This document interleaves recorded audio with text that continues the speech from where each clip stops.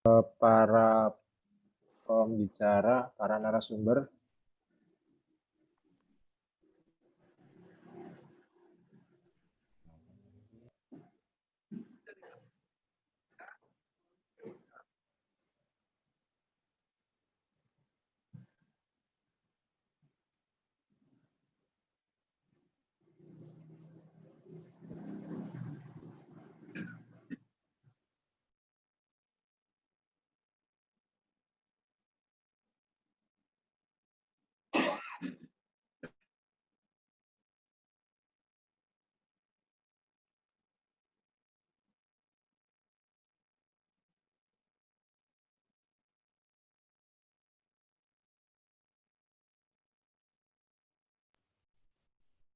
Ya, selamat pagi.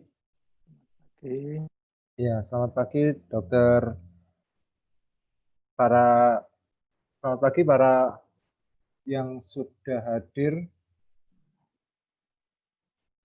Di sini ada 11 partisipan yang sudah hadir. Terima kasih sudah hadir dalam acara FGD Ingat Pesan Ibu dengan tema Saatnya Menjadi Pahlawan di Masa Pandemi. Semua pihak harus disiplin menjalankan protokol kesehatan.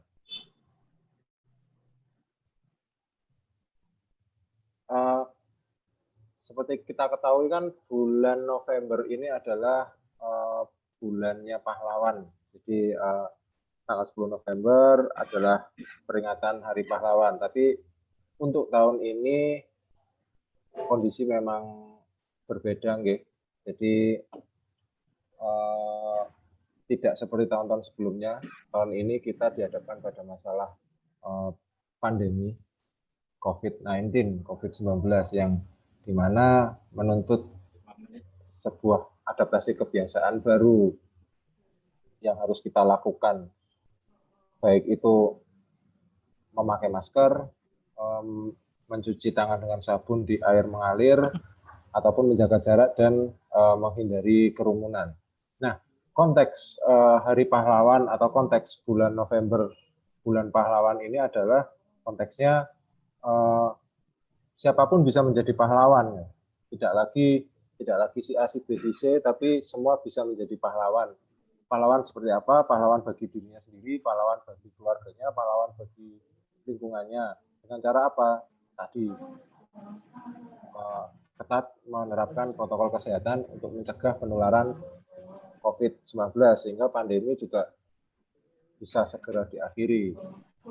Nah, pemirsa, untuk kali ini kita sudah ada 3 narasumber. Mungkin bisa saya bacakan. Yang pertama adalah Ketua Health Promoting University UGM, Profesor Dr. Anda Raden Ajeng Yayi Suryo Prabandari, MSI PhD. Selamat pagi, Bu Yayi. Selamat pagi, Mas Arief. Yang Selamat kedua, pagi, Dr. Bambang. Selamat pagi, Assalamualaikum. Waalaikumsalam. Yang kedua adalah Dr. Bambang Uji Joko. Beliau adalah dokter spesialis THT. Selamat pagi, Dr. Bambang. Selamat pagi, Sugeng Injang. Assalamualaikum. Waalaikumsalam warahmatullahi wabarakatuh. Terus yang ketiga kita juga ada Putri Indonesia dari DIY, Putri Indonesia 2020, maaf, dari DIY, Mbak Ervina Natasha. Selamat pagi, Mbak Ervina. Selamat pagi, Mas Arief. Selamat pagi, Bu Yayi, Dr. Bambang. Ya, nanti dari ketiga narasumber kita ini akan kita berdiskusi panjang lebar mengenai sebenarnya konsep pahlawan atau konsep kepahlawanan dalam kondisi pandemi itu seperti apa. Terus karena memang bagaimanapun kita butuh sosok-sosok pahlawan ya, butuh sosok-sosok pahlawan untuk dalam tanda kutip menyelamatkan menyelamatkan kita dari pandemi. Nah, sosok-sosok pahlawan ini seperti apa? Nah, nanti ini yang kita diskusikan. Kenapa dia bisa disebut pahlawan? Siapa saja itu dan apa yang harus mereka lakukan? Kira-kira itu nanti yang akan kita diskusikan bersama dalam sesi FGD pagi ini. Untuk kesempatan pertama, saya akan berikan ke Bu Yayi selaku Ketua Health Promoting University. Waktunya sekitar 15 menit, ya Bu Yayi. Ya, tapi saya bisa share screen nggak ya? Oh, saged. Ini soalnya masih disabled. Oh, iya, biar disiapkan, Bu. Ya. Hostnya saja, Mas. Hostnya disiapin, Mas. Iya. Kita mulai sekarang. Hostnya jangan saya, Mas.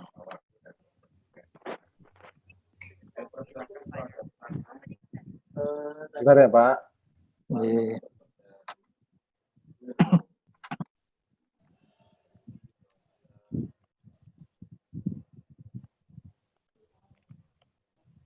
Tadi Dokter Demastia. Jadi di rumah sakit itu saya tidak bekerja hospital service. Oke, tidak cover bekerja untuk pasien. Ya, bisa saya mulai ini dari host ya. Oke. Ya, Ini Bu Yayi, monggo. ya.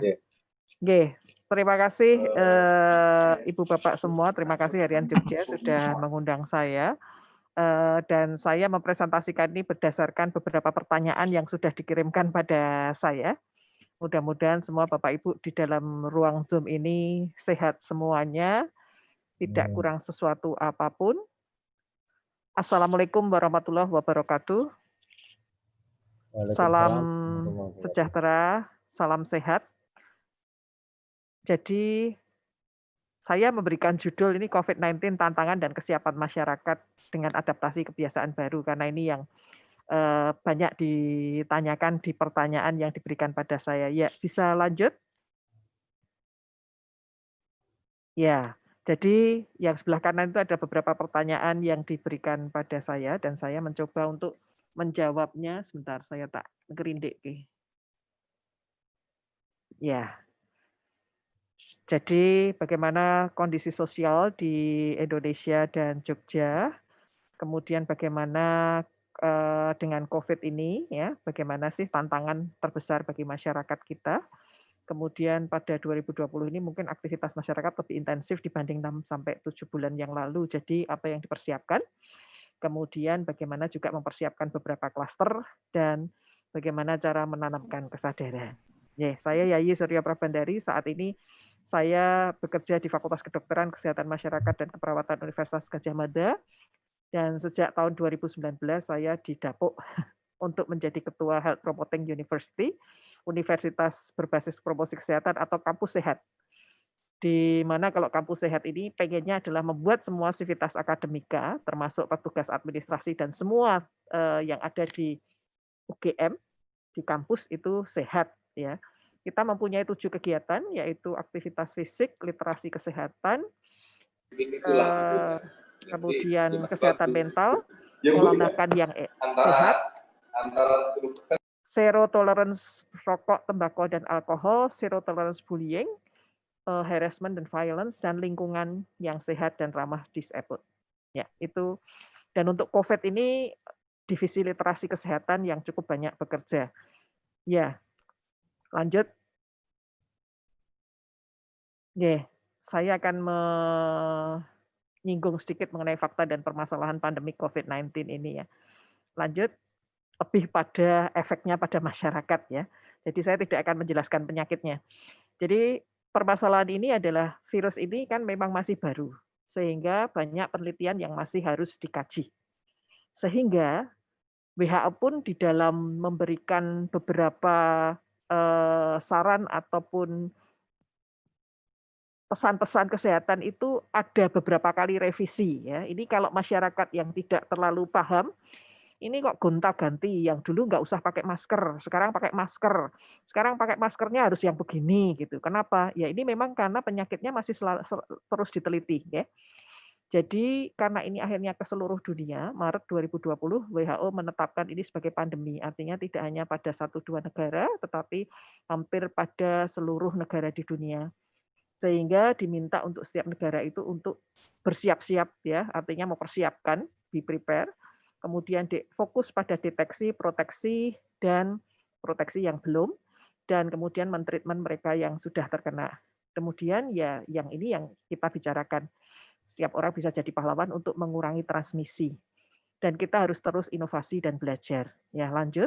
Nah, faktanya tetapi kita itu masuk di era 4.0, di mana 4.0 ini informasi gampang banget ya. Sehingga yang muncul adalah juga WHO juga mengatakan ini seperti tidak hanya pandemi, tetapi juga infodemic.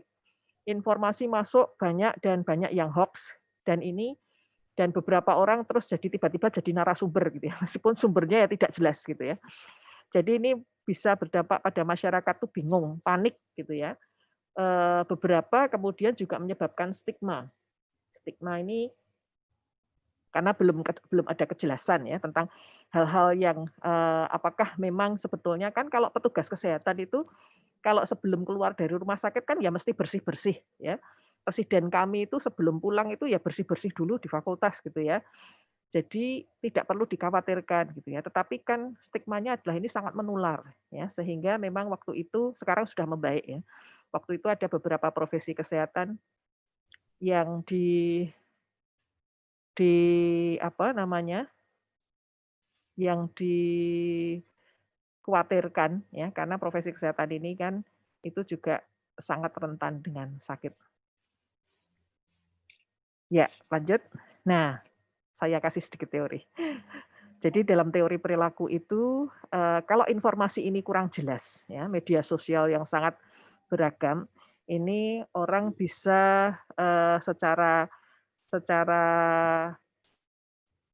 psikologis gitu ya, dia itu akan bisa menyesuaikan atau tidak. Karena di dalam memproses informasi ini, ada yang informasi-informasi itu menyebabkan ketakutan, menyebabkan kecemasan gitu. Tetapi kalau yang sudah bisa sedikit, oh ini hoax ini, enggak apa-apa ini. Jadi saya harus mencari yang di website gitu ya. Saya harus mencari yang informasi yang harus saya dapatkan tuh misalnya dari WHO gitu ya.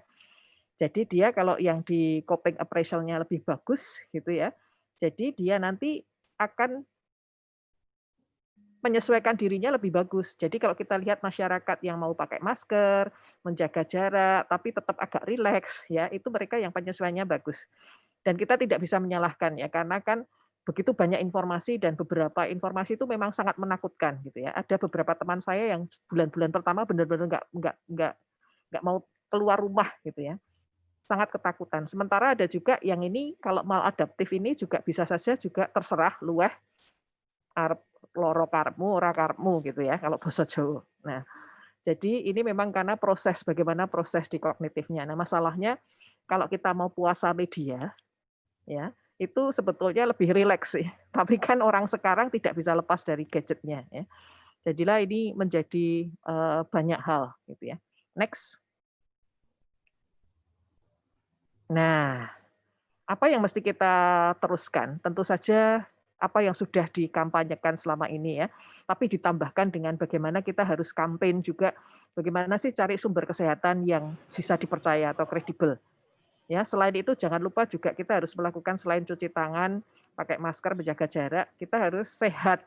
Jadi germasnya, gerakan masyarakat hidup sehatnya itu jangan lupa gitu ya. Tidak merokok, olahraga, makan yang seimbang, buah dan sayur ya, rileks gitu ya. Sekaligus untuk masyarakat juga bagaimana meminimalkan selektif kunjungan ke rumah sakit, identifikasi dan konsul ketika sakit, kemudian literasi kesehatannya ditingkatkan, empati, solidaritas antar warga, kemudian juga komunitas tanggap COVID. Ya, ini sudah ada beberapa, tapi ini yang dilanjutkan. Selanjutnya, ya next, ya. Jadi sebetulnya tidak banyak yang harus dilakukan, tapi seperti germas. Sebetulnya sederhana aja, olahraga, makan yang sehat, ya, tidak merokok. Tetapi kenyataannya tidak mudah, ya. Demikian pula pakai masker, cuci tangan, jaga jarak, gitu ya. Jadi ini memang perlu pemahaman, persiapan, kemudian bisa meningkatkan rasa tanggung jawab untuk sebelumnya itu untuk menjadi disiplin. Ya. Jadi adaptasi kebiasaan baru ini aktivitas kembali setelah pandemi, tetapi dengan mengubah perilaku sesuai aturan dan protokol. Plus hidup sehat dan tanggung jawab. Nah, sebetulnya kalau dari kalimat itu sederhana saja, tapi ini tidak sederhana. Susah dilakoni, gitu ya. Next. Oke, lanjut. Nah, ini yang memang perlu disiapkan. Jadi yang disiapkan tuh banyak sekali. Kalau saya mengadopsi dari yang promosi kesehatan ya, jadi yang untuk pencegahan gitu ya. Kita mempunyai beberapa tatanan sekolah ini juga harus dipersiapkan, tatanan lembaga pendidikan tinggi, tatanan tempat bekerja, pelayanan kesehatan, ini yang paling siap sih, meskipun tidak semuanya juga saya bilang siap secara total gitu ya. Kemudian komunitas, kemudian secara virtual, ini untuk menyeleksi tadi pesan-pesan organisasi, ini perusahaan, kantor ya. Kemudian tempat-tempat umum, rumah dan masyarakat ini yang mestinya harus dipersiapkan supaya tidak ada klaster baru. Next. Nah, yang tatanan umum pun banyak sekali, Bapak Ibu, mulai dari tempat ibadah, pasar, mall. Kita punya mall di Jogja ini ya, tempat bermain, beberapa tempat transportasi ini mulai dari bus, bandara, kereta, ya, perahu kalau punya. Tapi Jogja ini pelabuhan tidak ada ya. Adanya pelabuhan kecil gitu ya, bukan kapal yang besar, penumpang yang besar. Destinasi wisata ini sudah mulai dibuka ya, sehingga memang harus disiapkan tempat olahraga, convention hall sudah banyak yang mantu ya. Jadi ini kalau pernikahan itu harus bagaimana gitu ya. Termasuk pelayatan yang non COVID. Kalau pelayatan COVID kan langsung dari rumah sakit ke makam. Tapi kalau yang meninggalnya bukan karena COVID, nah ini kan di rumah. Kan orang tetap pengen layat gitu ya, yang tahu orangnya gitu ya. Jadi ini yang juga harus diatur. Ya lanjut.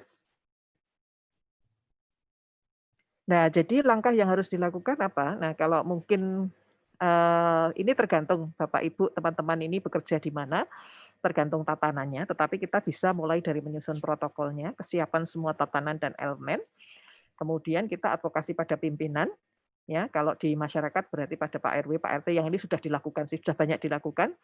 Persiapan adminnya ini terutama kalau kantor-kantor ya, sekolah gitu ya. Jadi apa yang harus diputuskan. Kalau di UGM kami juga sudah mulai diidentifikasi gitu ya. Jadi dosen yang sudah di atas 60 itu memang tidak disarankan untuk ke kampus ya. Meskipun kalau mahasiswanya masih online semua, masih kecuali koas dan residen kalau di Fakultas Kedokteran, di prodi dokternya. Gitu ya. Jadi kalau pegawai itu juga ada sistem shift gitu ya. Jadi ini perlu koordinasi semuanya. Ya, kalau ini rumah makan ya ini koordinasi ya. Bagaimana cara bukanya? Apakah sekarang ini sementara hanya dibawa pulang saja gitu ya, tidak makan di tempat karena misalnya tempatnya belum bisa diatur dengan sesuai protokol, atau lebih banyak mengatur tempat duduk yang di luar gitu ya. Cuma di luar itu ya kalau saya juga pilihan yang berat juga karena di luar diono sik ngerokok. Jadi saya menghindari rokok, menghindari virus, tidak mau di dalam tapi kena rokoknya gitu ya. Jadi ini ya perlu dipertimbangkan. Masyarakat umum, pengelola tatanan ini juga perlu disosialisasikan. Ini kita juga tadinya UGM itu punya rencana buka November, tapi akhirnya diundur. Dan itu kita akan mengikuti Kementerian Pendidikan akhir tahun, tapi itu pun harus dievaluasi lagi tergantung nanti Satgas COVID-nya bagaimana. Persiapan sarana prasarana, ya kalau kita mulai membuka lagi ya harus semuanya disiapkan, tempat cuci tangan. Ya, kalau di beberapa pernikahan itu sekarang mereka tidak hanya menyiapkan tempat cuci tangan tapi juga masker ya. Jadi kalau ada yang lupa bawa masker, dia dikasih dan bukan dipinjami ya, ini masker dikasih. Ya, kemudian penataan pemulihan. Nah, ini yang paling krusial ya. Saya kira penataan pemulihan ini perlu dipersiapkan baik-baik seperti di universitas ini. Kalau itu universitas atau perkantoran ya bagaimana repopulasi, memulihkan kembali orang-orang ini. Nah, ini yang perlu dipersiapkan dengan baik. Selanjutnya. Kalau mau mengubah perilaku ini memang tidak mudah ya. Jadi mulai dari interpersonal ini kita sudah tidak habis-habis ini kita komunikasi, informasi, edukasi untuk masyarakat yang tidak terpapar dengan gadget, kita bisa melakukan dialog ya. Kemudian nah kalau tidak baik bisa dengan dibilangi baik-baik ya dengan peraturan. Ya kalau mau masuk kantor ini harus pakai masker, harus dicek dulu suhunya, harus cuci tangan dulu. Kalau nggak mau ya nggak usah masuk gitu ya. Dan itu memang harus tegas. Nah kemudian juga kalau untuk komunitas ini banyak dialog ya. Kemudian bisa menerapkan kebijakan lokal. Kalau memang pemerintah, nah ini sekarang beberapa pemerintah akan mendenda yang mereka nggak pakai masker. Ya itu memang bisa dilakukan untuk perubahan perilaku.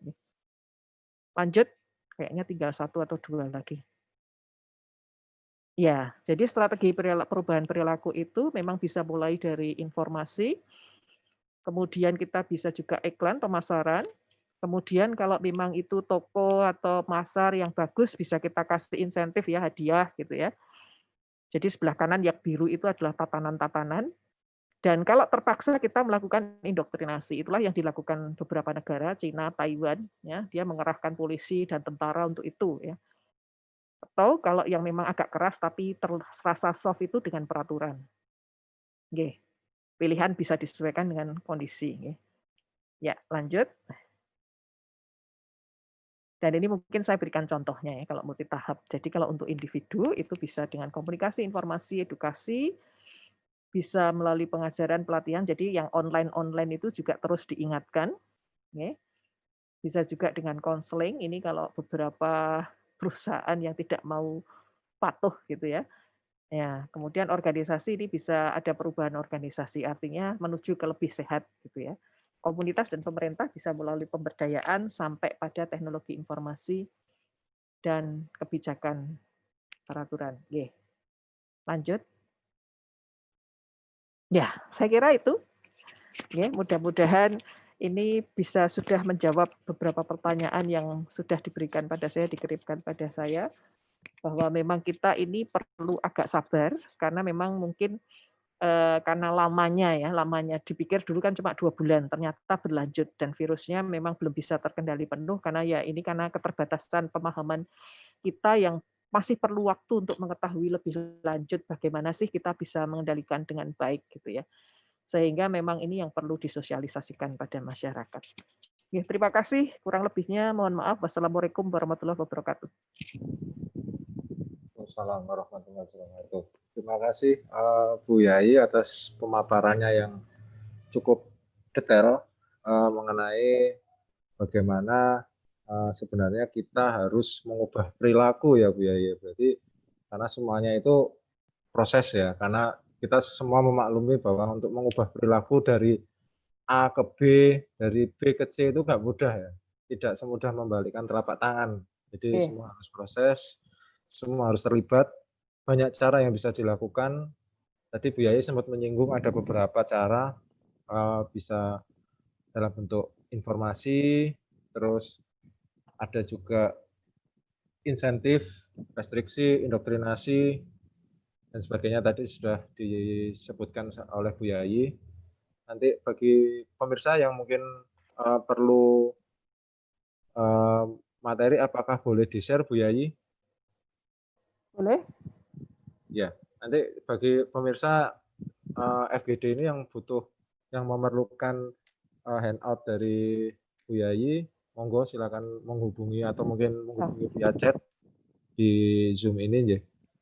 Untuk selanjutnya langsung saja pemateri yang kedua, kami persilahkan Dr. Bambang. Dr. Bambang Uji Joko. Beliau adalah dokter spesialis THT.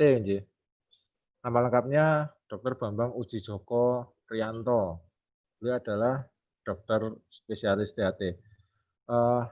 Waktunya sama, Dok, sekitar 15 menit. Mungkin dokter bisa menjelaskan bagaimana sih sebenarnya kondisi kesehatan masyarakat di Indonesia atau mungkin khususnya di DIY selama awal pandemi bulan Maret sampai bulan ini sebenarnya kondisinya seperti apa? Karena kalau dilihat dari tren itu kan pasien yang terkonfirmasi positif di DIY itu nyatanya juga terus naik. Apakah kondisinya memang separah itu atau seperti apa? Mungkin nanti Dokter Bambang bisa menjelaskan lebih detail dan lebih teknis ya. Jadi pemirsa atau kita bisa mendapatkan penjelasan yang lebih rigid nantinya. Monggo waktu dan kesempatan saya berikan ke Dokter Bambang.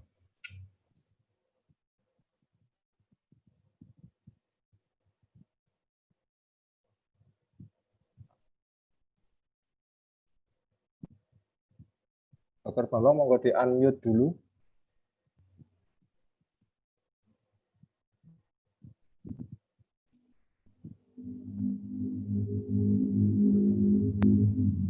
Sudah? Suara saya bisa didengar ya? Sudah Dok, sudah. Monggo silakan. Ya. PowerPoint saya juga bisa dilihat, Mas?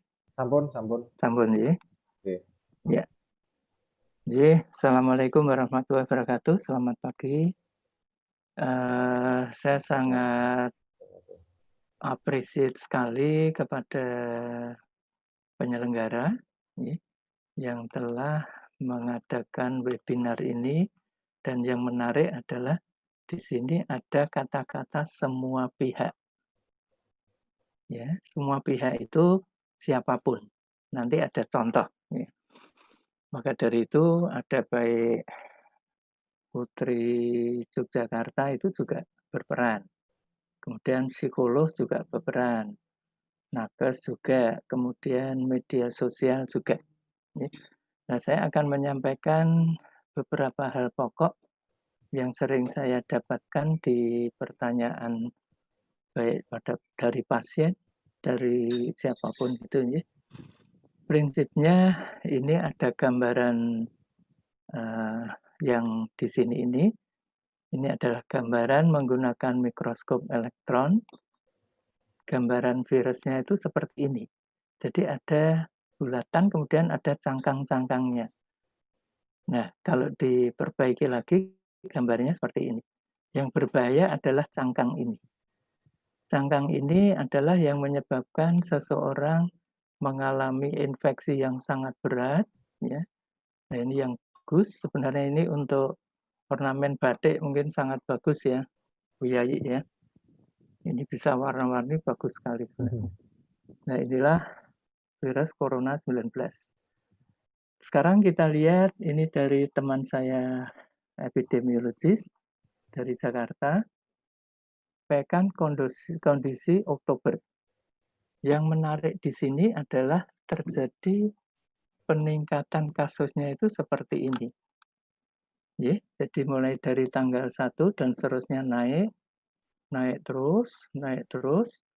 Kemudian akhir Oktober ini luar biasa, naiknya cepat sekali. Ya, cepat sekali. Kemudian saya menganalisis kenapa cepat sekali, karena di sini ada liburan cuti bersama ya, sehingga luar biasa. Di Jogja yang awal Maret itu di Jalan Kaliurang, di Jalan Gejayan itu demikian sepinya, sekarang luar biasa, ya, padat sekali. Dan yang sangat mengherankan, banyak yang tanpa pakai masker.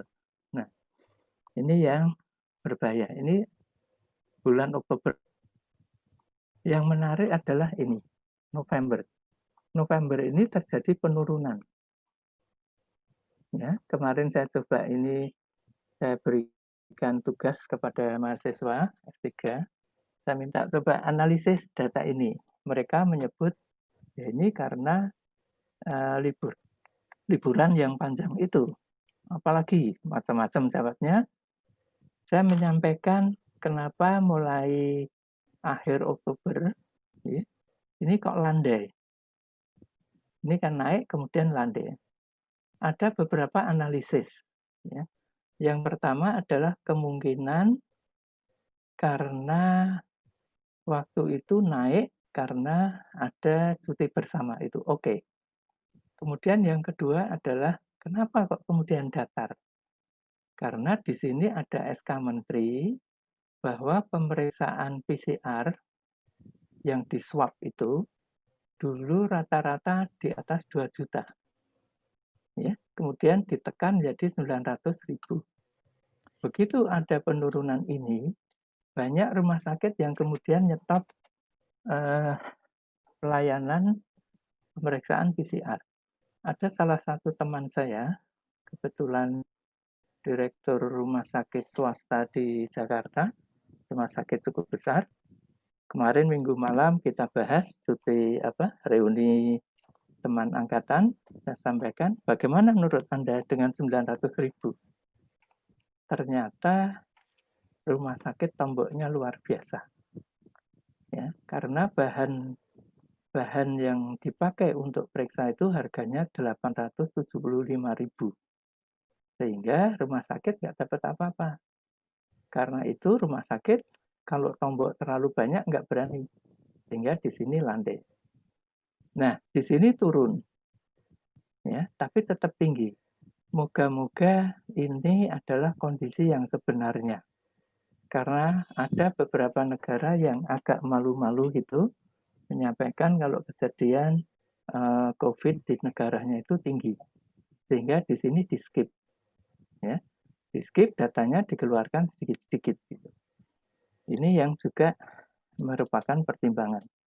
Nah, ini kalau dibuat grafik bersama, moga-moga benar yang November ini memang kondisinya seperti ini. Sehingga harapannya akan turun. Ini harapan. Ya. Nah, gejalanya ini yang mungkin sering sekali ditanyakan maupun dirasakan pasien. Biasanya yang pertama adalah ini yang dengan gejala ya, bukan yang tanpa gejala. Ini demam, meriang, kemudian batuk, nyeri tenggorok, nyeri kepala juga, kemudian kadang-kadang disertai pegel-pegel, nyeri otot, diare, ini yang khas. Ya. Kalau sudah ada diare biasanya agak berat atau lebih berat. Sulit bernafas atau sesak nafas. Kalau sudah menjelang ini dan ini, biasanya sulit ditolong. Atau kemungkinan untuk meninggal dunia besar pasien itu. Nah, ini penyebarannya. Dulu, waktu pertama WHO menyebutkan droplet. Tapi saya nggak percaya waktu itu. Saya pribadi nggak percaya. Nggak mungkin droplet.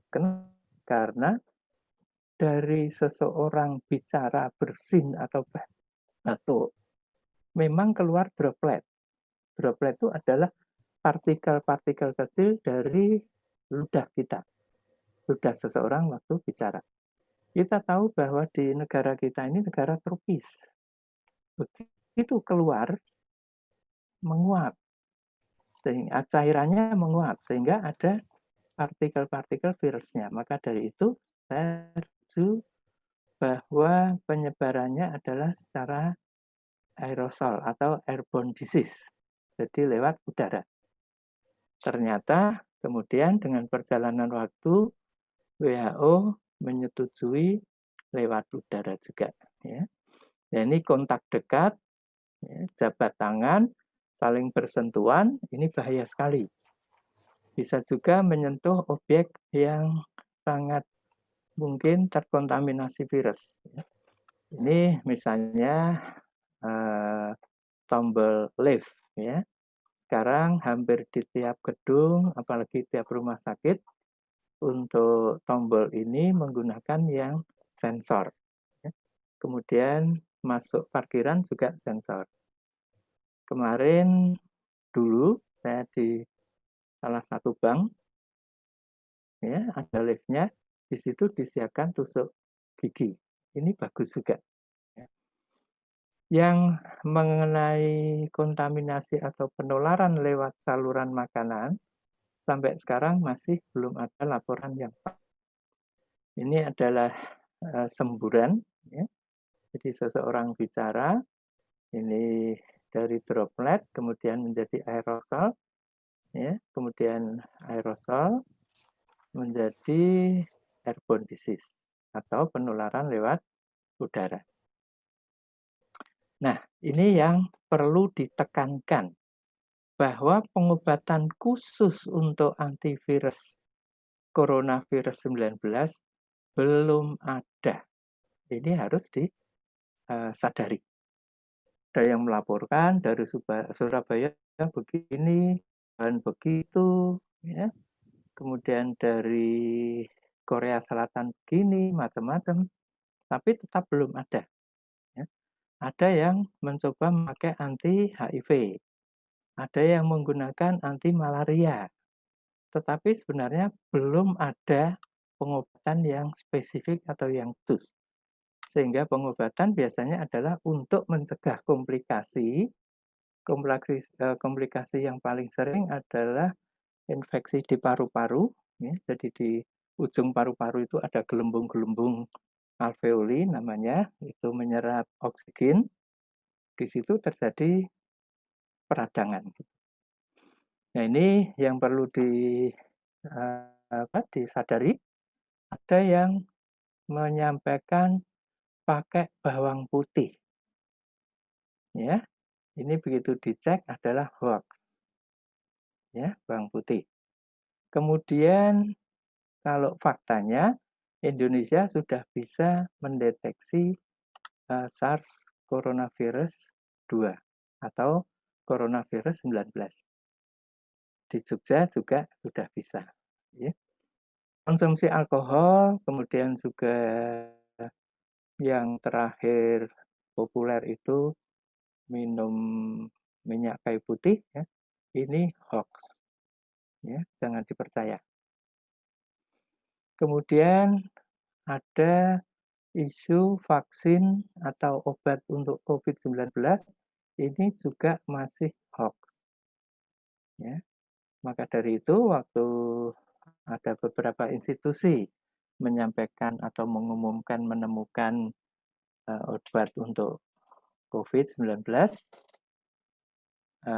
Balai POM atau BP POM, Depkes RI, ini kemudian langsung meneliti, keabsahannya memang tidak ada. Jadi hoax juga. Menular via paket, ini hoax. Waktu itu kan baru rame-ramenya di Wuhan, ya. Ini hoax juga. Tapi untuk amannya, kita nggak tahu karena sekarang banyak sekali OTG. Kebetulan misalnya petugas pengantar paket ini pas dia OTG, batuk-batuk, ada yang netes di sini dropletnya, ini berbahaya juga kalau segera kita pegang. Untuk amannya memang sebaiknya ini disemprot dengan alkohol 70%. Ya. Nah, di sini ada lagi, ini yang tadi mungkin berhubungan dengan Bu Yayi, ya, bahwa tidak perlu terlalu panik. Tadi ditekankan intinya adalah begitu. Ya, ini. Karena memang angka kematiannya relatif rendah dibanding SARS dan MERS. Swine flu juga.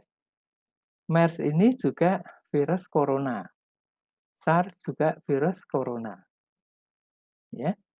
Kemudian yang di Wuhan juga corona. Kalau MERS ini yang di Saudi Arabia kalau tidak salah, ya. Kemudian SARS di Cina juga. Nah, ini adalah tadi disinggung. Jangan mudah percaya pada info-info dari manapun yang sulit dipercaya kevaliditasannya. Ini adalah bagaimana kalau audiens ingin mengetahui mengenai info COVID-19, silahkan menghubungi hotline ini, ya, atau Twitter, atau Facebook, Instagram, atau website. Yang penting adalah pencegahannya. Ya. Ini sesuai dengan prokes saat ini, cuci tangan rutin pakai sabun, tapi airnya harus mengalir. Ya, ini yang kadang-kadang lupa, dikira ada kopokan misalnya, ya, atau ada ember untuk cuci, itu nggak bisa. Kemudian menghindari menyentuh mata, hidung, atau mulut dengan tangan sebelum dicuci. Ini gambarnya ada. Gunakan masker. Maka dari itu saya tadi menyampaikan, saya juga kebetulan di ruang kerja, satu orang sendiri, AC hidup. Jangan lupa kalau di ruangan sendiri, ruangan tertutup, semua jendela, pintu dibuka supaya ada aerasi. Ya. Kemudian untuk masker ada 3 jenis. Ya. Yang pertama adalah masker yang saya pakai ini, ya, masker bedah istilahnya. Kemudian yang kedua adalah seperti ini. Ya. Ini adalah yang N95, ini yang KN95. Kelihatan enggak ya? KN95. Ya. Nah, maksudnya adalah bahwa dia bisa menghambat partikel sebesar 95%. Ya. Nah, saya menganjurkan, dulu juga pernah dipublikasi di Tribun ya, untuk masker kain silahkan dipakai selama sulit mendapatkan masker bedah. Hanya saja masker kain itu yang ada lapisannya, ada kantongnya. Ya. Jadi 2 lapis, ada celahnya diberi tisu. Nanti tisu ini sekali buang, kemudian dicuci maskernya, seperti itu. Ya. Jadi seperti Mbak Elvina, ya, itu berapa lapis? Bu Yayi, ayo berapa lapis? Ini Nah, 2 lapis, dokter, tapi belum saya kasih tisu. Ya, nanti seperti itu. Pokoknya kita benar-benar harus hati-hati. Ya. Kemudian menghindari kontak dekat dengan orang lain. Nanti ada salah satu contoh. Masih ada waktu tak, Mas? Ya. Tetapkan etika batuk dan bersin. Kemudian pola hidup bersih. Masak masakan yang matang. Ini seringkali pasien yang banyak yang tanya, "Dok, saya mau keluar kota gimana?" Boleh, asal kalau Anda mampir ke rumah makan, pesan makanan yang panas. Yang panas dulu. Ya. Karena meskipun di situ dijamin sehat makanannya, tapi kalau penyajinya kemudian batuk, jeros gitu, ya, akan banyak virus yang masuk ke makanan. Tapi kalau makanan itu dalam kondisi panas, virus mati. Baru kita makannya setelah dingin. Dan waktu panas dimakan. Ya, itu. Begitu ya Mas Arif ya. Ya, kemudian diet sehat. Jika sakit ringan, segera diobati, dan jika tidak membaik atau khawatir, segera ke pelayanan kesehatan. Ini adalah cuci tangan, ya, menggunakan air mengalir dan menggunakan sabun. Ini jelas sekali. Kemudian ini etika bersin, ditutup begini. Ya. Kalau ada beli buah-buahan atau sayuran, langsung dicuci pakai sabun juga. Ya. Usahakan kalau bisa di institusi terutama ada tempat sampah yang berbeda. Ya, prinsipnya adalah tempat sampah untuk sampah yang infeksius dan yang tidak. Kemudian ini 6 langkah cuci tangan. Saya kira ini sudah sering ada sosialisasi. Ya. Ini etika batuk, bersin. Ya, kalau batuk langsung ditutup begini supaya tidak menular ke orang lain. Ya, ini. Kemudian ini adalah jenis masker. Ya, ini sudah di pertemuan yang dulu. Ya. Nah, ini adalah kondisi yang benar-benar kita terlena. Seringkali kita rapat atau pertemuan dengan tatap muka. Oke lah, misalnya ini pakai masker. Tapi begitu pas sesi makan, masker dibuka sambil ngobrol. Ya, akan ada semburan-semburan virus kemana-mana. Kemudian kalau naik angkutan umum, ini kita lihat. Ya, ini jaga jaraknya sudah tidak ada. Ya. Nah, akhirnya ini coba saya mau menyampaikan siapa saja sih sebenarnya yang tadi kan seluruhnya ya, siapapun harus sebagai pahlawan. Pahlawan itu bisa pahlawan mulai dari kita sendiri, kita sebagai pahlawan untuk kita, kemudian kita sebagai pahlawan untuk keluarga, kita pahlawan untuk sekitar kita, lingkungan kita. Ini yang penting. Maka dari itu, tidak hanya nakes saja, tapi ini contoh.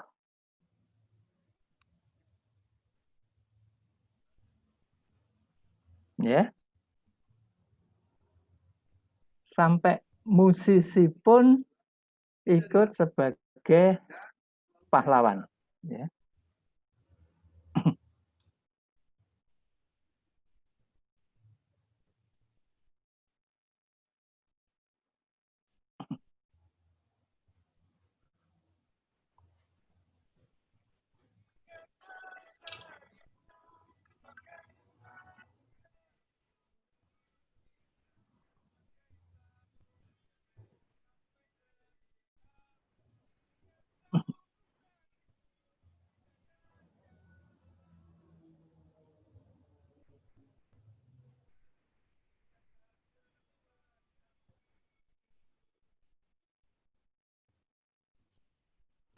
Ya, itulah ya.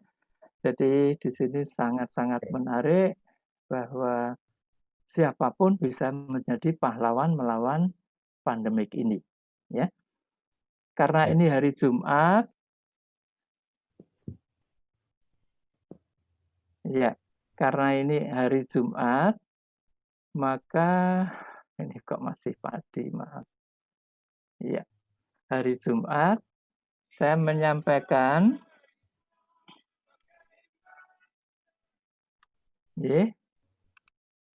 saya sampaikan bahwa ada satu wejangan yang bagus dari seorang yang bijak. Ya. Memang sekarang ada pandemi. Ya. Ada 3M. Pakai masker, cuci pakai tangan, menjaga jarak. Tapi yang lebih penting lagi adalah jaga hati kita. Jaga hati kita, pakai masker, menutupi semua keinginan yang tidak baik. Ya. Kemudian mencuci hati kita. Ya. Kita bersihkan semua pikiran-pikiran, keinginan-keinginan yang jelek. Yang ketiga, menjaga jarak. Jarak hati kita dari bujukan-bujukan, keinginan-keinginan hati yang tidak baik. Ya. Ini adalah sedikit sentilan atau siraman rohani. Mumpung ini hari Jumat ya, Mas Ari. Kenapa ini hari Jumat? Karena besok hari Sabtu. Besoknya lagi hari Minggu. Ya, Minggu. Terima kemarin kasih. Kamis. Kemarin Kamis. Terima kasih. Moga-moga manfaat. Assalamualaikum warahmatullahi wabarakatuh. Waalaikumsalam. Terima kasih Dr. Bambang, pemaparannya yang cukup teknis dan detail. Saya rasa bisa memberikan banyak masukan tambahan buat kita semua. Terutama tadi beberapa poin yang saya tangkap, misalnya banyak sekali hoax-hoax yang beredar yang justru tidak solutif tapi malah bikin masalah baru, misalnya penggunaan minyak kayu putih, terus minum alkohol yang dipercaya bisa membunuh virus, terus bawang putih, dan sebenarnya masih banyak hoax yang lain, Dok.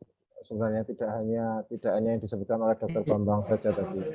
Sebenarnya masih banyak sekali yang justru memperkeruh suasana, dan yang dibilang Bu Yayi tadi juga justru malah bikin panik seperti itu. Dan hal yang menarik lagi yang disampaikan Dr. Bambang tadi adalah wejangan di penghujung materi yang dipaparkan tadi, Dok. Jadi tidak hanya jaga jarak, tidak hanya pakai masker, tidak hanya mencuci tangan saja, tapi juga jaga hati ya. Nah, ini sejalan dengan yang disampaikan pemerintah juga, kampanye yang disampaikan pemerintah, aman, imun, dan aman. Seperti itu ya, Dok ya. Jadi Ya, betul. Imun itu bisa diperoleh dengan olahraga, asupan makanan yang bergizi, terus baik secara fisik maupun secara psikis. Terus iman adalah kedekatan kita dengan Tuhan, bagaimana kita menjaga rohaniah kita, dan aman adalah menjaga diri kita supaya tetap tidak tertular oleh COVID dengan cara menerapkan protokol kesehatan 3M tadi. Begitu Dr. Bambang, terima kasih atas pemaparannya. Untuk selanjutnya kesempatan kami berikan ke Mbak Ervina Natasha. Selamat pagi Mbak Ervina. Ya, selamat pagi semuanya. Mbak Ervina ini adalah Putri Indonesia 2020, Mbak Ervina ya? Putri Indonesia Daerah Istimewa Yogyakarta. Oh, Putri Indonesia, maaf. Putri Indonesia Daerah Istimewa Yogyakarta 2020 ya? Iya, betul. Ervina Natasha. Untuk waktu dan kesempatan kami persilakan ke Mbak Ervina. Waktunya sama Mbak, sekitar 15 menit. Monggo, silakan. Ya, mohon izin untuk slide ya.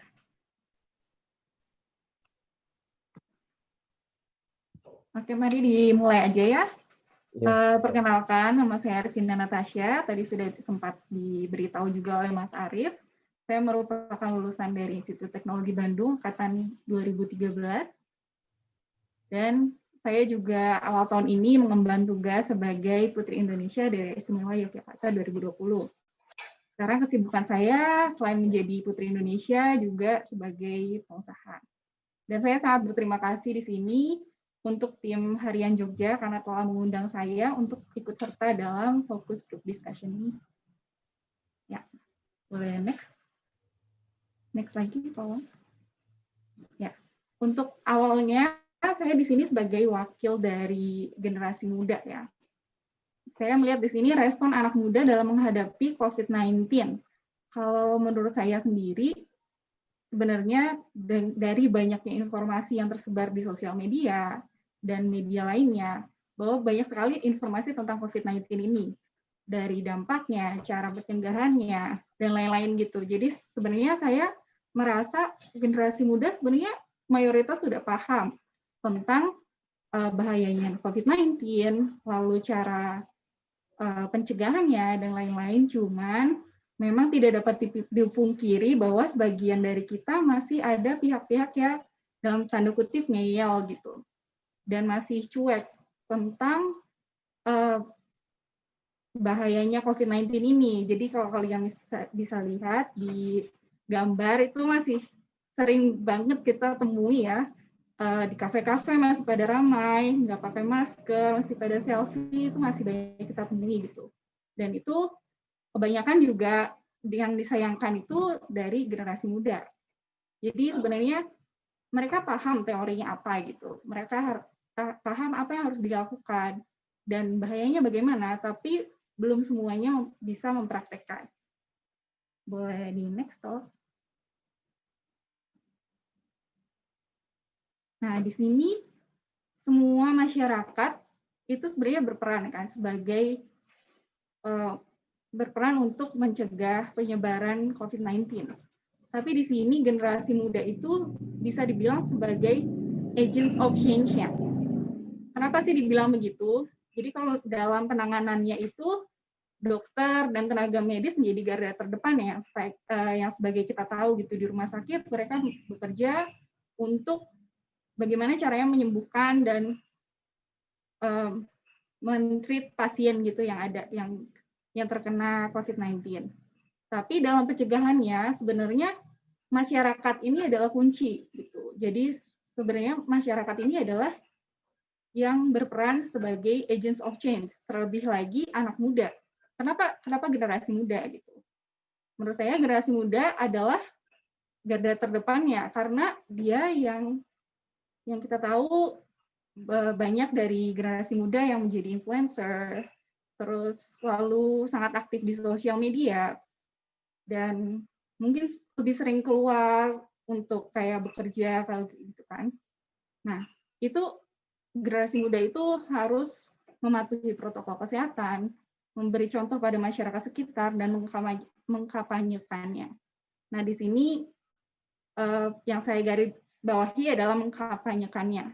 Di sini tuh itu sesuai dengan definisi agents of change, yaitu orang-orang yang bertindak sebagai pemicu terjadinya sebuah perubahan. Nah, di sini generasi muda sangat berperan besar karena mereka yang punya pengaruh besar gitu untuk mempengaruhi sekitarnya, masyarakat sekitarnya untuk mematuhi protokol kesehatan. Boleh di next.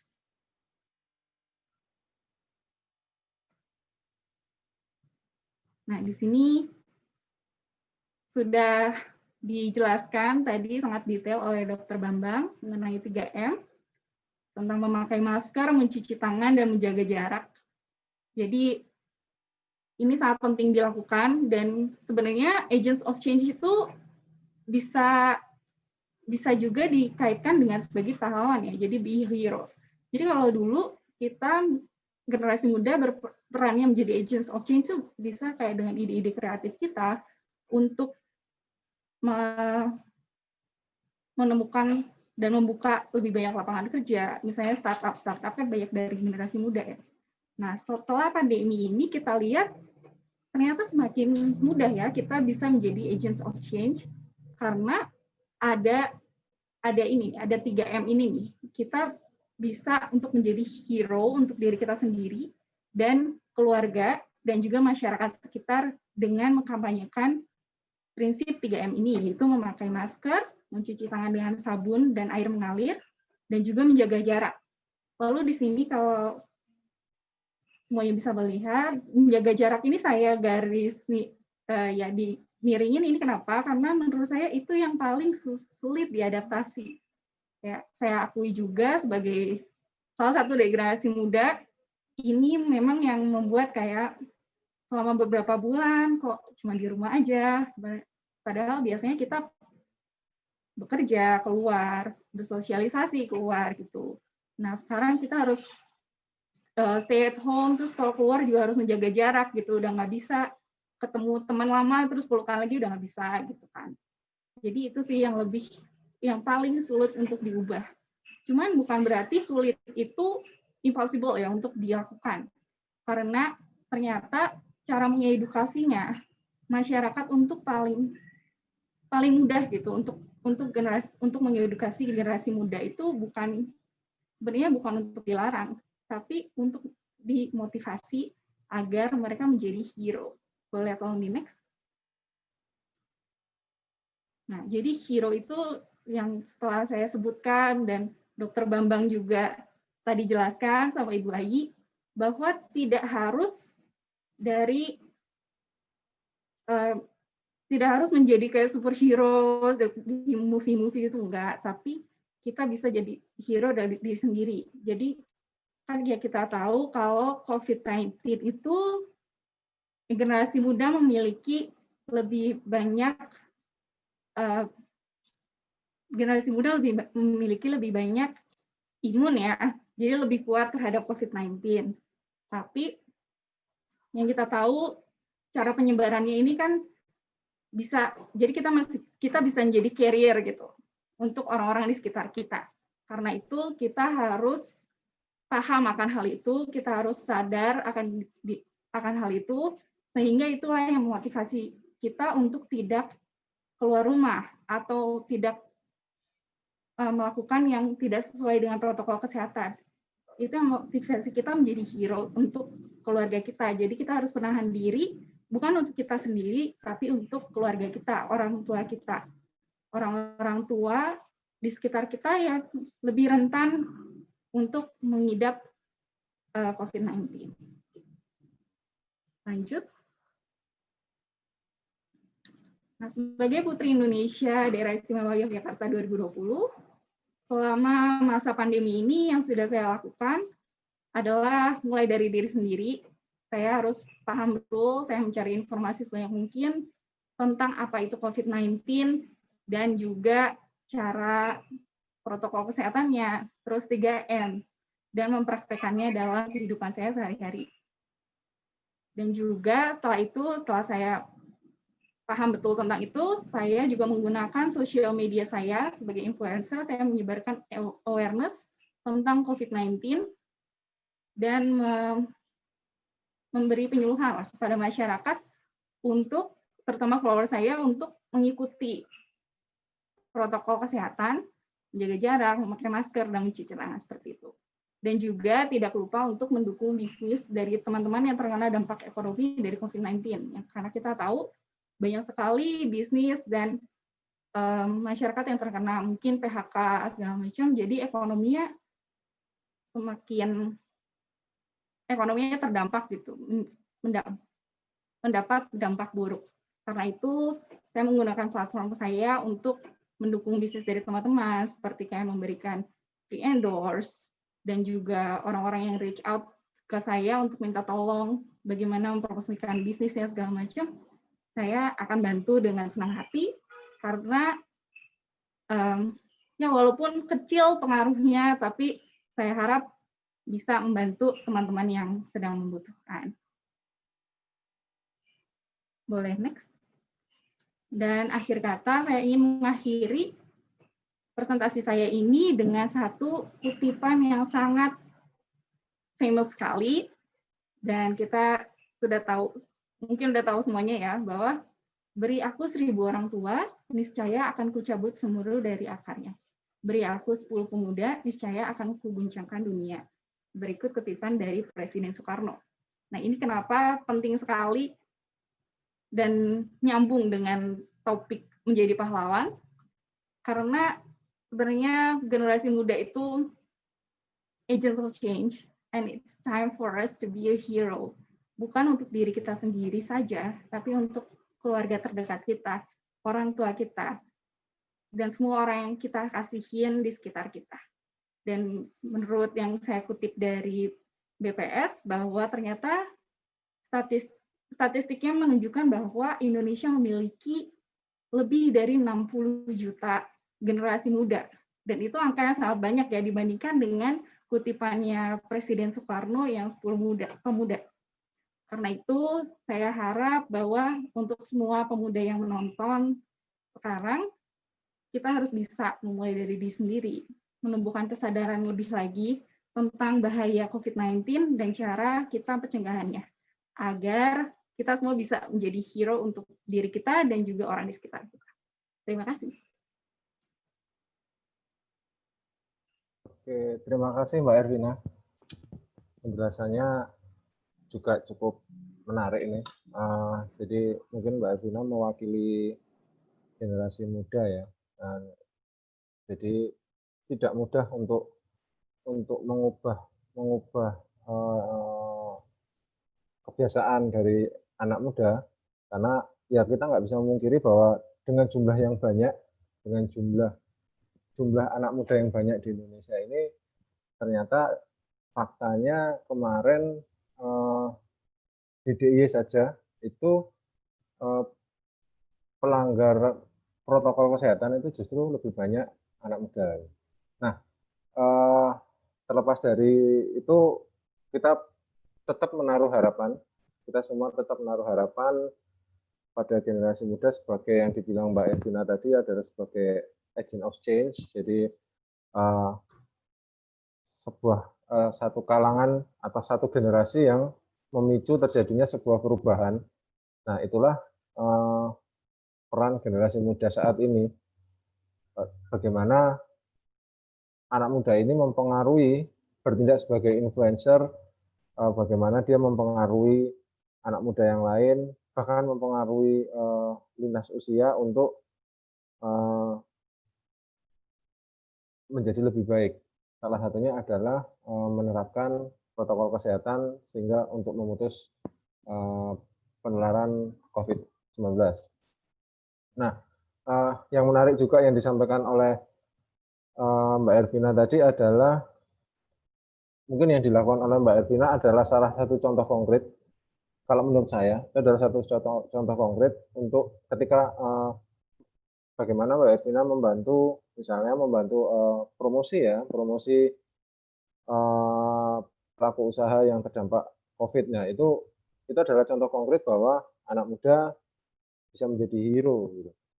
Cuman lebih kalau tidak bisa seperti itu, seperti yang dibilang Prof. Yayi sama Dr. Bambang tadi, jadilah pahlawan bagi diri sendiri, keluarga dan lingkungan. Ya. Lakukan yang terbaik untuk diri sendiri, untuk keluarga dan untuk lingkungan, itu sudah menjadi contoh seorang hero. Tidak harus Mbak Ervina tidak harus menjadi superhero, tapi cukup menjadi pahlawan bagi dirinya sendiri, keluarga dan lingkungannya, itu sudah cukup baik. Kalau bayangkan kalau itu dilakukan oleh puluhan ribu atau mungkin semua generasi muda yang ada di Indonesia, bayangkan kalau itu dilakukan semua oleh generasi muda di Indonesia, hasilnya akan jauh lebih maksimal. Karena bagaimanapun anak muda, satu, memiliki daya imun yang jauh lebih kuat, punya kesempatan berkembang jauh lebih besar daripada yang sudah generasi tua, terus punya pengaruh yang besar untuk dalam tanda kutip mengubah dunia, seperti itu ya.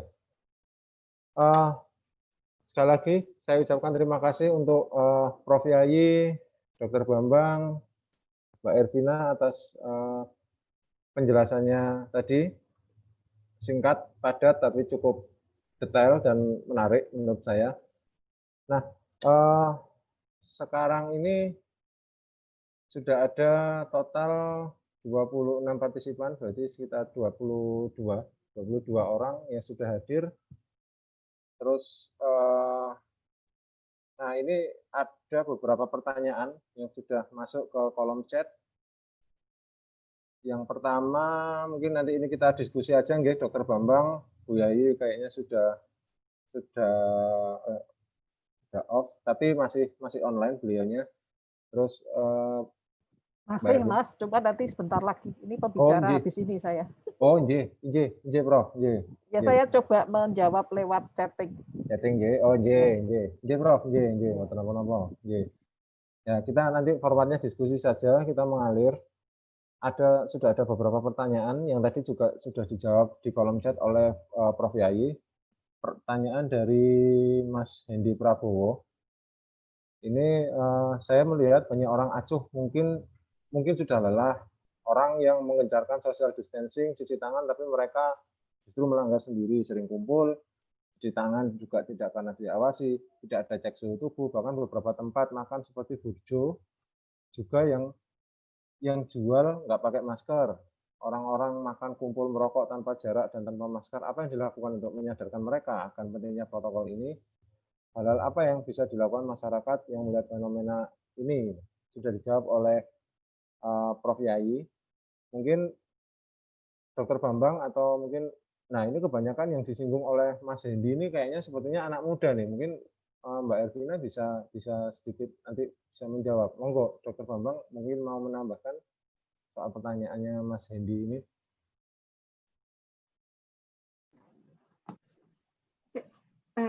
Mungkin bisa saya jawab kali ya. Oh, Mbak Ervina dulu. Ya, monggo silakan Mbak Ervina, monggo. Ya, untuk tadi bilang katanya saya melihat banyak orang acuh yang mungkin udah lelah. Nah, ini sih menyinggung kembali lagi kepada cara mengedukasinya masyarakat generasi muda ya.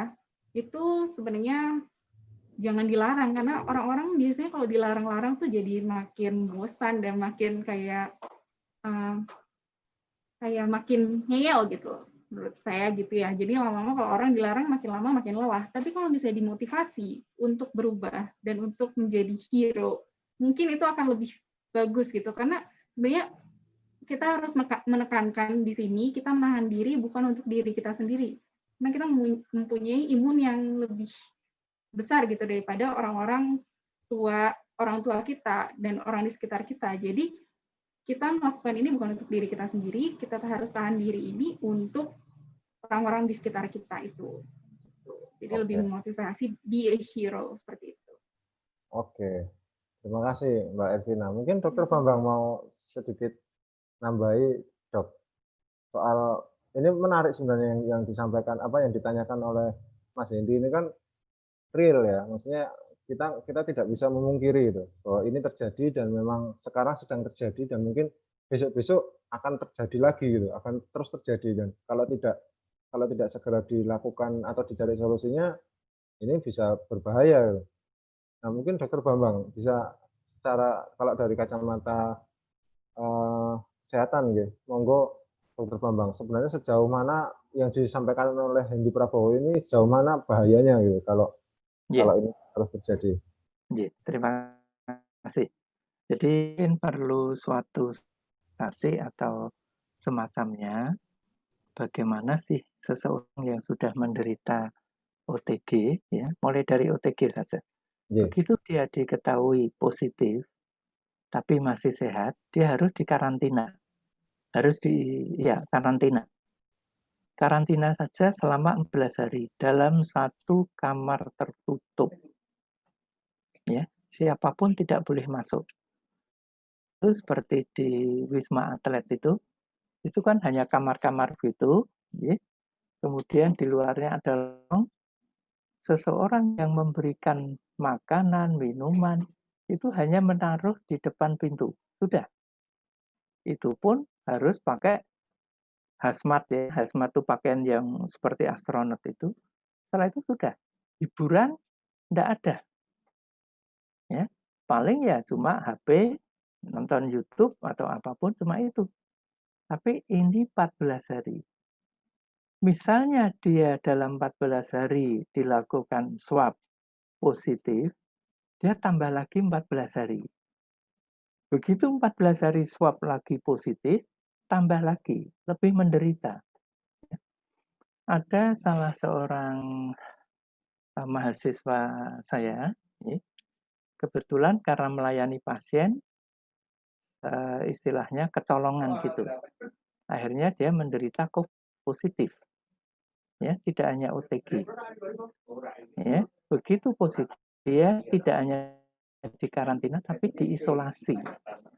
Jadi begitu diisolasi, hari pertama, kedua nggak ada apa-apa, ketiga demam tinggi, pakai obat turun, ya, di swab positif, 12 hari tidak boleh, 14 hari tidak boleh keluar ruangan. Begitu dites lagi positif, masih positif, ya, dites swab positif, tambah sehari lagi. Sampai akhirnya hari ke-41 baru dinyatakan sembuh. Ini yang bisa sembuh. Yang tidak sembuh lebih parah lagi. Ya. Jadi ini virusnya memang benar-benar virus yang sangat smart gitu ya. Begitu dia mengenal satu obat tertentu, langsung virus itu mengubah dirinya.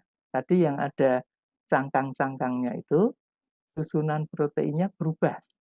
Begitu berubah, tidak dikenali oleh obat yang selama ini dipakai. Begitu tidak dikenali, maka tubuh responnya berlebihan. Maka dari itu ada istilah sitokin storm, ya, badai sitokin, yaitu badai reaksi imun. Reaksi imun itu ada yang menyelamatkan, membuat enak, ada yang tidak membuat enak. Misalnya salah satunya adalah sitokin yang menyebabkan badan itu demam. Demamnya tinggi sekali. Ada yang menyebabkan radang di paru-paru sampai di konstruksi paru-parunya. Sehingga di situ banyak lendir. Begitu banyak lendir, paru-paru tertutup oleh lendir itu. Tidak bisa menyerap oksigen. Maka dari itu dulu banyak sekali yang meskipun sudah diberikan alat bantu nafas, malah meninggal. Karena oksigennya ini malah menekan si lendir itu menjadi padat, sehingga paru-paru tidak berfungsi. Ya sudah, meninggal. Nah, ini berkembang terus. Memang ini virus yang model baru, terkini, dan smart. Ya.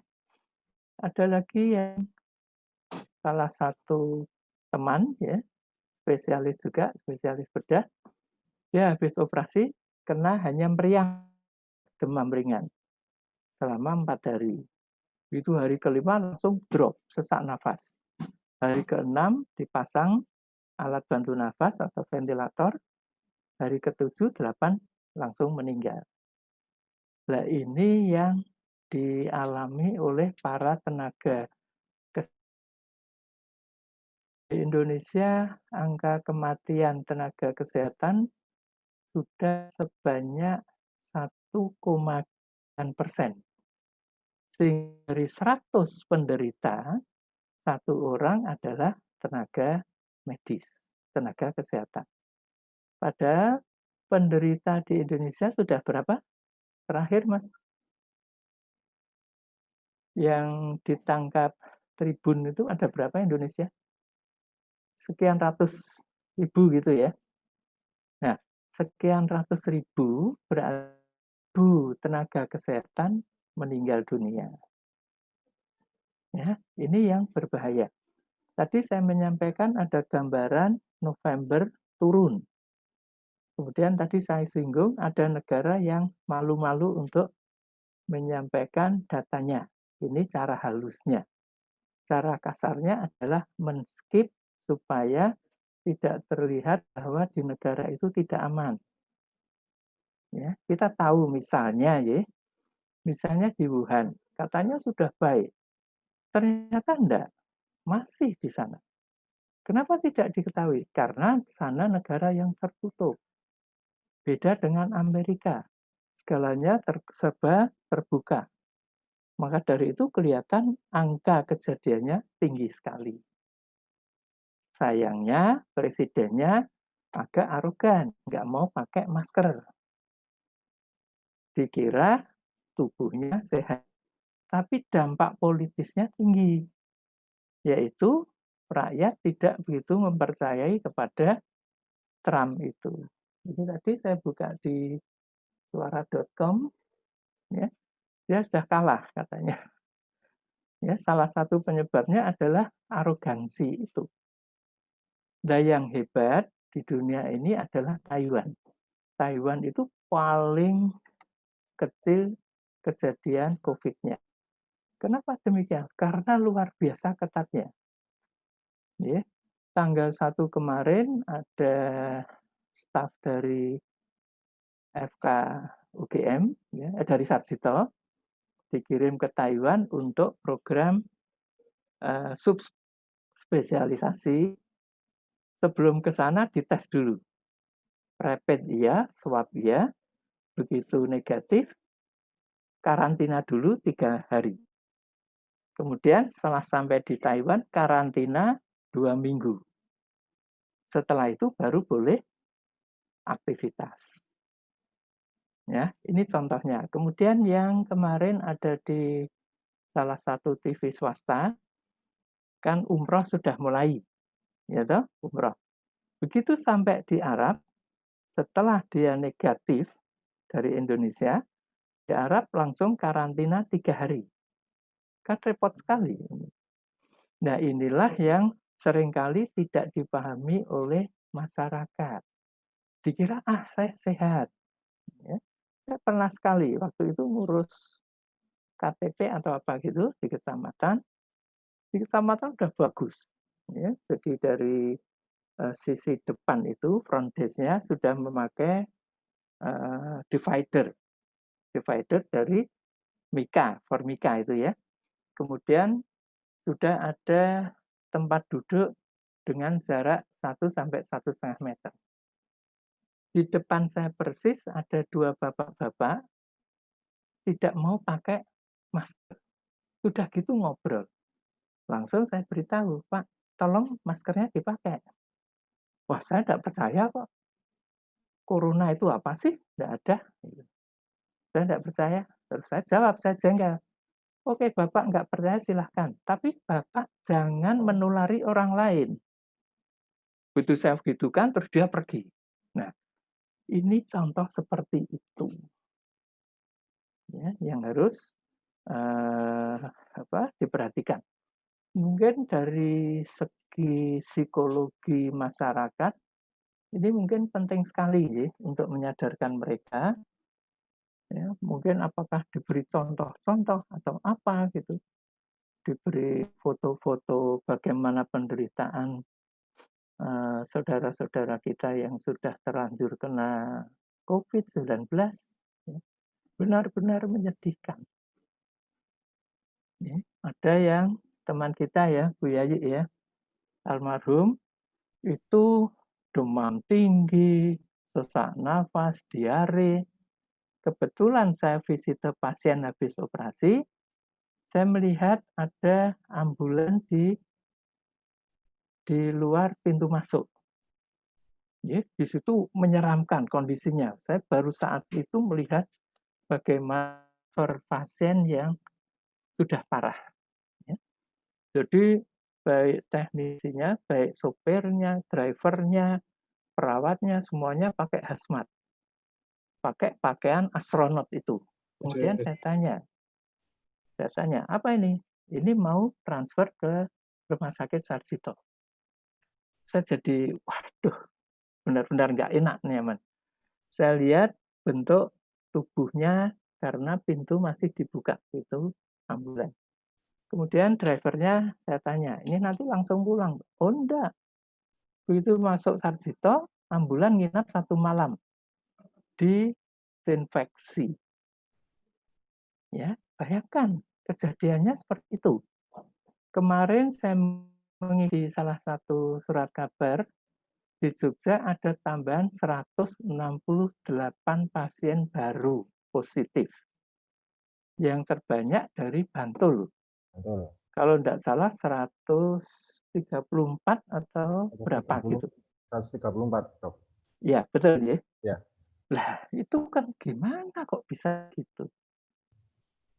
Ya, mungkin ini tugasnya Bu Yayi mungkin. Bagaimana menyadarkan masyarakat itu. Ini mungkin tambahan saya, nanti kalau ada yang belum jelas bisa saya tambah. Terima kasih, Arif. Terima kasih, Dok.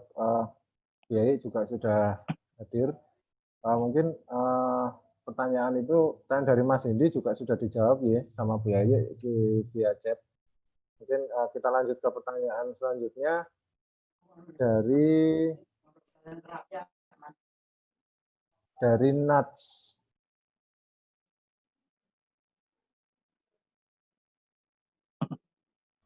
Maaf.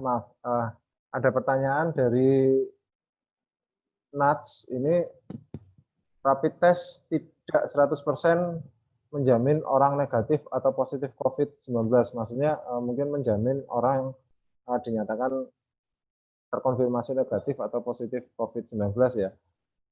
Apa yang harus dilakukan orang yang kebetulan hasil rapid testnya reaktif? Mungkin ini yang Dr. Bambang atau Prof. Yayi jawab ini. Monggo silakan. Ya, saya jawab. Ya. Memang rapid test itu hanya untuk mengetahui kekebalan tubuh saja terhadap COVID. Itu bisa dideteksi infeksi masa lalu, ya, atau masa sekarang. Tapi itu memang sekarang sudah mulai ditinggalkan. Kalau misalnya ada yang positif, reaktif, ya, sebaiknya di-swab. Standar bakunya untuk seseorang menderita COVID itu adalah dengan hasil pemeriksaan swab dan PCR. Ya. Ada teman dekat saya kemarin, kebetulan beliau itu asisten menteri ya, asisten menteri, dulu menterinya positif, kemudian dia 2 minggu di Jakarta, hari Rabu kemarin pulang karena ada sahabatnya meninggal, tapi meninggalnya karena penyakit bukan COVID. Ya. Di situ berkumpul dengan temannya sampai seharian penuh. Nah, baiknya istrinya itu punya undang-undang di rumah tangganya. Siapapun yang di luar kota pulang harus diswab. Begitu diswab positif, sehingga masuk OTG. Begitu positif, sekarang langsung karantina di Rumah Sakit Sarjito. Sekarang sudah hari kelima atau keenam. Mohon maaf, saya pamit, J. Sudah mau ngomong. Oh iya. Mohon maaf ada nih, tambahan Dokter Bambang. Tidak ada, saya sudah jawab, J. Dijawab sama Pak Dokter. Tapi kalau vaksin itu Dokter Bambang aja. Oh, Matur nuwun. Mohon maaf ya. Prof Yai, iya terima kasih Prof Yai atas waktunya. Terima kasih sekali lagi. Jadi sekali lagi tidak enak sekali namanya orang dikarantina. Dibanding dengan bosan, lebih menderita karantina. Nah, sekarang yang berkembang di masyarakat, banyak orang tua murid yang protes ke sekolahnya supaya dilakukan sekolah tatap muka dengan dikurangi jaraknya atau dikurangi muridnya. Ini sama sekali tidak menjamin. Ya. Kenapa? Karena begitu mereka memang duduknya berjauhan, begitu waktu istirahat mereka ada kontak. Kontak mungkin makan buka masker. Kena lagi. Untung saya mendeteksi ada satu sekolah, kepala sekolah dan dewan gurunya itu cukup bijak, dijawab kita menunggu ketentuan dari dinas Deknas. Ini. Jadi mengapa kok menegakkan putranya masuk sekolah dengan risiko sampai meninggal dibanding ibunya mungkin sampai dulu lah. Tapi kan anaknya selamat. Ini yang betul-betul luar biasa. Begitu Mas Arief. Ya, Dok. Terima kasih Dokter Bambang. Yeah. Terus mungkin sebenarnya ada pertanyaan yang ditujukan ke Prof Yai sama Dokter Bambang juga, sama Prof Yai sudah dijawab. Mungkin Dokter Bambang bisa menjawab pertanyaan dari Amir ini. Saya sempat ngobrol dengan teman-teman saya di Jakarta atau kota besar. Mereka bilang klaster baru yang besar itu sekarang menjadi hal yang sudah biasa, Dok. Misalnya klaster kantor nih, ini kan berbahaya. Karena sesuatu yang dianggap biasa, itu lama-lama akan menjadi pembiaran. Dengan kata lain, apakah pola edukasi Maret, Mei, November, atau tahun depan itu artinya kan harus berbeda. Apakah mungkin Dokter Bambang bisa menjelaskan sebagai ahli kesehatan, apakah pola-pola edukasi, perubahan-perubahan pola edukasi ya, ini pertanyaan yang saya tangkap, perubahan pola edukasi itu sudah dipersiapkan, Dok? Monggo. Ya, kalau edukasi untuk tenaga kesehatan jelas sudah, ya, karena kita selalu berada dengan pasien. Kemudian untuk tenaga dari UGM, mereka sebenarnya sudah beberapa kali atau berulang kali mendapatkan pencerahan mengenai hal itu. Contoh misalnya, saya ingat awal bulan yang lalu di rumah sakit kami bekerja ini diadakan pelatihan untuk semacam kerja dan lingkungan. Pesertanya 65 orang. Ada dokter spesialis, ada dokter. Kemudian dalam angkatan saya itu, angkatan yang ke-6, semuanya pada manut. Ya udahlah ikut, tapi saya nggak mau. Kemudian saya buat semacam WA gitu kepada pengelola panitia. Apakah panitia sudah mempertimbangkan untuk kemungkinan kenaikan atau adanya klaster baru dari pelatihan ini? Mereka menjawab, sudah. Terus saya tanya, apa yang sudah dilakukan? Itu dilakukan di ruang besar, pintu dibuka. Saya tanya, pintunya ada berapa? Ada 2. Itu jelas nonsen. Bisa. Ya.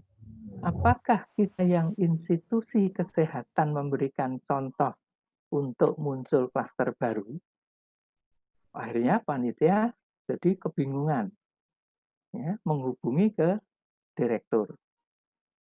Ya, direktur minta supaya diperbaiki sarananya. Ya. Sampai akhirnya ada banyak diskusi gitu. Prinsipnya kami tidak mau kalau ada tatap muka. Kecuali benar-benar ketat. Akhirnya semua jendela di ruangan itu dibuka semua. Kemudian jaraknya 2 meter. Setelah itu panitia membuat video ditunjukkan. Ini Pak Bambang, ruangan yang kita persiapkan seperti ini. Oke lah, kalau seperti itu kita coba. Kemudian saya datang, tapi dengan catatan kalau saya lihat bahwa kondisinya tidak memungkinkan untuk mencegah klaster baru, saya tidak akan ikut. Akhirnya bisa berlangsung dengan sesuai protokol kesehatan. Ini yang harus kita pegang. Ya. Tadi saja ada contoh artis, ya, Padi tadi. Mereka dengan hebatnya langsung membuat lagu jingle untuk menyadarkan masyarakat. Ya, maka saya lihat ini pahlawan di artis juga. Pahlawan di kaum muda juga. Di milenial mestinya ada. Ya, ini. Bagaimana mengunggah itu? Biasanya kalau diberitahu bagaimana bahayanya, bagaimana menderitanya seseorang yang sudah terlanjur kena COVID-19, sangat mungkin akan terketuk hatinya. Gitu. Ya. Jadi memang perlu dikasih contoh ya, Dok ya. Betul. Jadi, ya. Ya. Jadi yang cocok sama yang dibilang Mbak Ervina tadi, bahwa anak muda itu ibaratnya jangan dilarang, tapi dikasih contoh saja gitu ya. Ya. Nah, karena kalau dilarang mereka malah melakukan, mereka Betul. malah penasaran. Betul. Oke, terima kasih Dok. Ini ada pertanyaan lagi dari Liana. Dok, kemarin saya baca berita, Menkes punya aturan baru bahwa orang yang melakukan perjalanan tidak perlu swab atau rapid, cukup pakai suhu tubuh. Bagaimana ya ini Dok? Gimana Dok? Benar nggak itu Dok? Ya, ini mungkin beritanya perlu dicek ke tadi itu yang saya tayangkan. Ya, sangat mungkin ini hoax. Oke. Ya. Nggak mungkin lah seorang menteri kok membiarkan seperti itu, nggak akan mungkin. Oke. Ya. Dan suhu tubuh itu, saya punya satu strategi. Waktu itu ada saudara agak hangat tubuhnya, masuk ke rumah sakit. Kalau dia tubuhnya panas, maka dia masuk ke poliklinik COVID. Kemudian saya lihat dia tidak ada tanda-tanda ke arah COVID. Tanya saya, gimana caranya? Pakai alkohol saja, terus keningnya diusap. Ya. Pada waktu pertama dia nyoba 38, begitu habis diusap, jadi 36. Ngakali ya Dok buat itu? Ya, nah, untuk apa saya menyampaikan ini? Tujuannya adalah bahwa thermal gun itu tidak valid. Itu hanya untuk screening saja. Karena bisa diakali dengan seperti itu. Jadi statement berita itu perlu dicek ke validitasnya. Begitu mungkin. Ya, terima kasih Dok. Jadi kemungkinan ya kalau di logika memang agak sedikit tidak masuk akal ketika Menteri Kesehatan memberikan aturan seperti itu ya Dok. Nah ini dari ya terima kasih. Dari Liana juga ini untuk Mbak Ervina. Nah ini pertanyaannya, sudah pergi kemana saja Mbak? Mungkin aktivitas Mbak Ervina sebagai Putri Indonesia yang mungkin cukup padat dan mobile, sudah pergi kemana saja? Takut nggak Mbak kalau pergi keluar kota, terus apa yang dilakukan? Nah ini menarik nih, pertanyaan menarik. Jadi mungkin sekaligus Mbak Ervina memberikan statement ya, memberikan pernyataan atau mungkin sedikit ajakan dan himbauan gitu ke khususnya kalangan anak muda bahwa silakan bepergian, tapi seperti apa yang harus dilakukan? Silakan Mbak Ervina. Baik, terima kasih atas pertanyaannya. Jadi semenjak saya mengemban tugas sebagai Putri Indonesia itu dari bulan selesai karantina final itu Maret itu ya. Jadi pas banget COVID baru masuk ke Indonesia. Ya. Dan mulainya ada PSBB dan juga kayak self quarantine. Nah, itu dari Maret sampai sekarang itu saya berpergian keluar kota itu cuma sekali ke Danau Toba karena itu lagi ada proyek dengan Kemendikbud. Saya harus ke Danau Toba, jadi mau nggak mau harus ke sana gitu. Cuman untuk selain itu, kalau misalnya bisa dilakukan di rumah gitu, saya prefer di rumah atau dalam kota saja gitu karena memang saya akui emang bukan takut ya sebenarnya, tapi lebih kayak kewaspada karena kan sesuai dengan yang dikatakan oleh Ibu Yayi tadi, sebenarnya kita jangan panik, tapi kita harus tetap waspada gitu tentang bahaya COVID ini, dan COVID ini itu nyata gitu di sekitar kita. Jadi itu. Jadi kalau keluar kota pengalaman saya kemarin aman, tapi ya tetap amannya itu harus dijaga ya. Jadi kita harus mematuhi protokol kesehatan. 3M harus benar-benar dilakukan, nggak boleh lupa gitu. Walaupun misalnya kemarin syuting gitu kan, tetap kalau misalnya lagi off kamera harus pakai lagi maskernya gitu.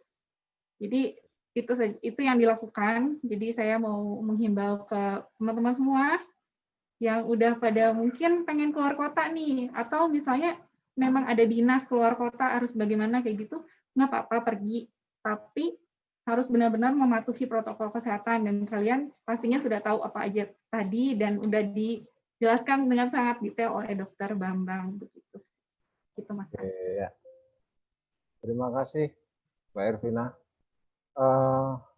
Ini pertanyaan-pertanyaannya dan diskusinya cukup menarik dan nggak akan habis. Kayaknya seperti nggak akan habis kalau waktunya cuma 2 jam ini, karena ngomongin soal perilaku itu nggak bisa cukup 1 jam 2 jam gitu. Jadi yang seperti yang saya bilang tadi, mengubah perilaku itu butuh proses yang sangat panjang, sangat rumit dan melibatkan banyak orang. Seperti tema kita, melibatkan banyak pahlawan, karena siapapun bisa menjadi pahlawan, atau sebaliknya siapapun justru bisa menjadi sumber masalah. Begitu nggak Dok? Jadi tergantung bagaimana sikap kita, bagaimana perilaku kita.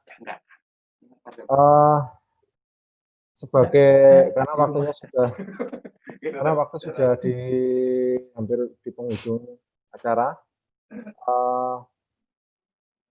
Terakhir mungkin untuk Dr. Bambang dan Mbak Ervina sekaligus menjawab pertanyaan juga dari mana tadi? Dari Mbak Lajeng, sekaligus menutup sesi Zoom kali ini. Adakah tips dari pembicara, dari Pak Dr. Bambang dan Mbak Ervina, supaya setiap orang punya kesadaran untuk saling mengingatkan orang lain di sekelilingnya bahwa protokol kesehatan sangat perlu diterapkan. Sekaligus closing statement, monggo Pak Bambang dan Mbak Ervina. Pak Bambang dulu, monggo silakan. Ya. Jadi tipsnya adalah kita sebagai pahlawan kita sendiri aja, ya, untuk kita sendiri. Caranya bagaimana? Caranya kemanapun pakai masker. Ini yang saya lakukan sehari-hari. Misalnya saya tadi masuk ke Gate Sarjito, ya, saya pakai yang KN95, ya, yang ini. Ini memang lebih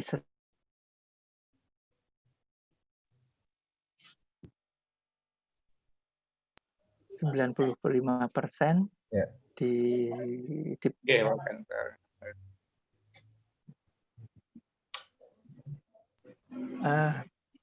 kemudian kita juga harus mempunyai suatu kemauan gitu, jangan sampai kita menjadi sumber penular pada orang lain. Gitu. Siapa orang lain itu? Bisa keluarga, bisa teman, ya, bisa teman kerja, bisa seperti tadi saya contohkan, saya keras sekali kepada institusi. Karena mereka terlena. Itu yang institusi saja terlena. Apalagi yang orang per orang. Ini yang harus kita perhatikan. Itu saya kira. Siap. Kemudian ada pengalaman pribadi sedikit. Kalau tadi Mbak Ervina ke Danau Toba, saya tanggal 18 Februari itu pulang umroh. Seperti kebiasaan, setiap saya umroh mesti pakai masker. Itu pasti. Karena untuk menjaga kelembapan. Waktu di sana sudah ada kabar di Wuhan positif. Kemudian saya pulang, 2 minggu persis ada PSBB dan ada lockdown dari Saudi Arabia. Untung saya sudah pulang. Sehingga ya itulah. Sekali lagi kemana-mana pakai masker. Oke, siap. Terima kasih. Ya, terima kasih Dok. Kemana-mana pakai masker nih.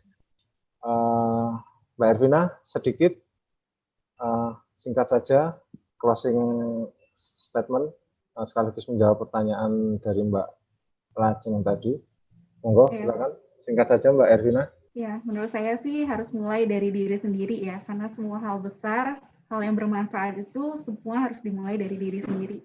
Jadi kita sebagai generasi muda harus tahu menerapkan 3M, memakai masker mana saja, mencuci tangan dengan air mengalir dan juga sabun, dan juga menjaga jarak. Nah, untuk mensosialisasikan ini ke masyarakat itu, kita kalau sudah melakukan itu, nanti masyarakat juga bakal lihat gitu. Itu akan menimbulkan tren kalau misalnya generasi muda semua menerapkan itu. Nah, dan orang kan cenderung mengikuti tren ya.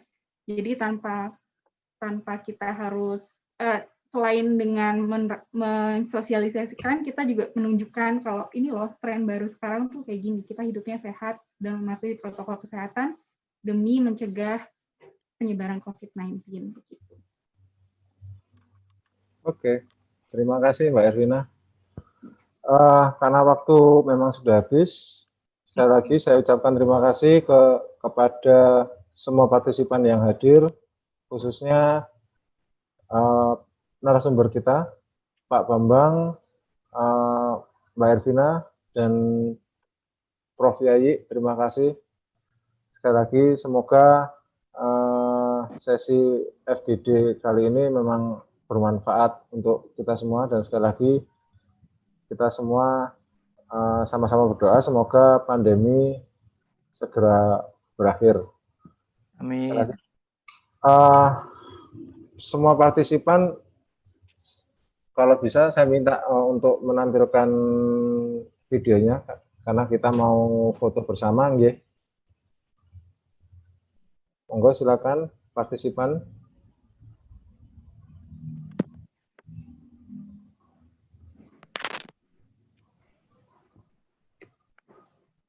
Sebentar.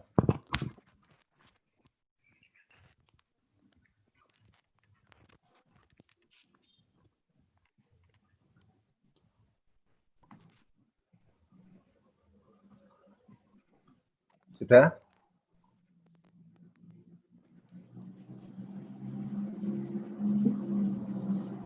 Oke, sudah. Saya hitung 3, 2, 1.